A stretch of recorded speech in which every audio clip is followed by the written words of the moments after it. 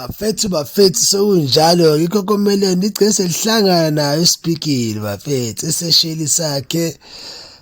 saku-social media bahlangene bagijimisana kwaba yilonto babambana bahagana bafethu uyabona ukuthi hayi kuyadlalwa kumnandi kunje bafethu. I hope uSpikile ujabulile la ekhona because shem kudala efuna uhlangano la ndaphiwe finally izolo bahlangene bafethu izolo bafethu kwakuyipe indlela eyisimanga. Into engihlekisayo ukuthi naye ngapha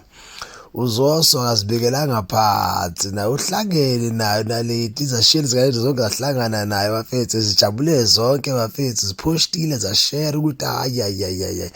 it was a dream come true bafethu for bona yibona into leyo and naledi nawo wazibonela mathupha ayiwanda ubani ozowina mawucabanga ubani ozowina uNight Aphiwe bafethu ubani ozoqonywa ubani ozoba nenkoduzo unaledi phithini uZoso nayo uSpikile bafethu ngicela nitsho phakathi conversation nitsho ukuthi ubani emcabangayo ukuthi awuzowina bafethu manitsho lapha kuma conversation bafethu because hayi yabona bonke amoyizela bonke nje bajabulela unaledi.